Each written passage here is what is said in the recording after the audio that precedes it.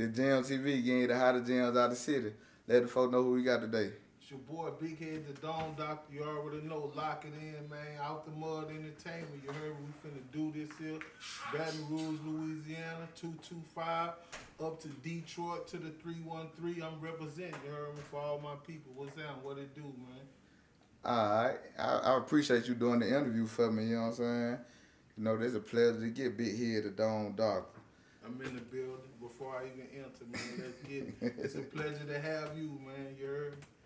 Alright, this is your first time on here, though.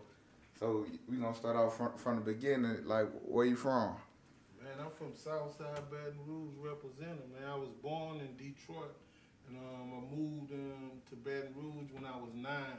You heard me? And I'm 45 years old, so I've been in Baton Rouge way most of my life. But you know, when you come from a city like Detroit, it don't leave you. You feel what I'm saying?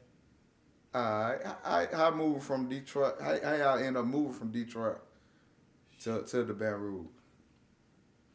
Like first, the crack epidemic hit, and that was like one hard blow to my family. It was hard for us to sustain. But then after the crack epidemic hit, they wanted all the young children who parents had fell victim to using it. They wanted all their children to start selling it for them. So they took over your household. So it was more like they start the big timers start coming after the parents. That was because they was already falling victim, and then they was giving the work to the sons, saying, well, now the sons got to sell the drugs for us. And you know, so my mama had 3 older sons, Brian, DeWan, and Percy, my brothers.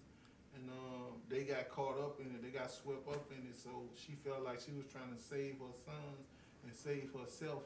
And, you know, I was in the mix, but, you know, I was too little to count, but I was still in the mix.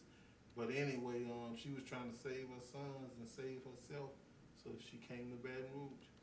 So, what year this was, you know what I'm saying? Like 1987, man. 87. Yeah.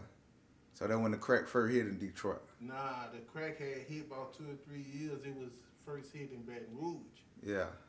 So it's like hit different places. Like, you know, I had already to start selling crack in Detroit. When I made it here, they was selling powder.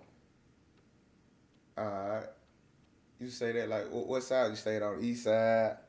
Man, we stayed like first I was too young to remember, but then I started remembering everything. But we stayed all over Detroit because we was poor. Yeah. You know, like you move from pillar to porch, you stay here, you stay there, you stay here, you stay there. But I remember 7 Mile because that's where we hung and waited on people to come through slipping, you know, and take their bikes, you know, and stuff like that. Take whatever they had and move however we moved. I remember Belle Isle because we used to go to Belle Isle and snatch purses or whatever we could snatch. I remember Hamtramck because they used to load up the bags and give them to me, and I used to run out the door with them, you know. So I remember West Side because my daddy got shot.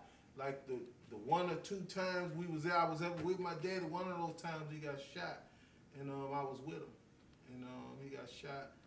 I want to say in the ass, trying to flee on the bike, and I was on the handlebar. So just imagine how that go when you on the handlebar, and these 10 speeds had straight handlebars. They ain't had no truck shit going on. I was on some flimsy, funny bunny handlebars. And I look back, and I was just on the handlebars by myself. He was on the ground. You fell too when he got shot? Yeah, I fell, and I was panicking, and so some people, I guess they knew they was hip to the game, or they knew how it went because they sheltered me. Yeah. And I was screaming like, you know, about my dad, and I didn't see my dad again. They sheltered me all the way until they found out who my mom was and where my mom was and brought me to my mom. It was like, you know, and like, you know, so I guess they was living by the code back then. They was teaching me the code back then to say, you know, don't say nothing, you ain't see nothing or nothing or nothing. You know, even though you're a little kid crying, you know, you still got to remain solid. And they kind of like comforted me all the way till they got me to my mom. And I ain't see my dad. Next time I seen my dad, it was about a year and it was at my grandmother's house, and I was really trying to see how he had recovered, how he was doing. Now I don't know if it was a year, but it seemed like it. But I wanted to see how well he had shook back, and he didn't have no explanation for me or nothing. You know. You just said something about they kind of showed you the ropes on Don't Snitch and all that. You think they gave you like a real rule book about Don't Snitch, no snitching?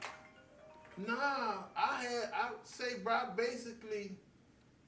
basically had to, I developed it in life because like I knew no snitching from just things that me and my brothers did. And, you know, it started from there saying, don't tell mama, you know? And I'm like, okay, bet. And then, you know, it just grew into me knowing, you know, not to say this. And then, like, I done been in situations where the police was involved, and I saw how it played out, and nobody wanted to be held responsible for calling the police. They was like, nah, it wasn't me. No, it wasn't me. You know, I'm like 8, 9 years old, but I'm seeing this play out. People like, nah, I ain't called them. So then the police start telling the people the phone number that called them. Oh, this number called us.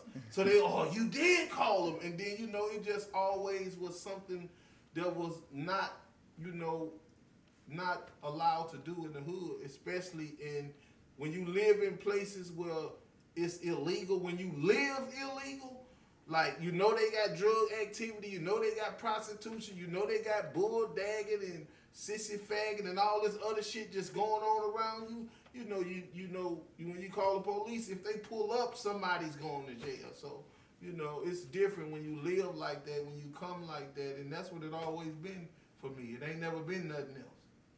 All right.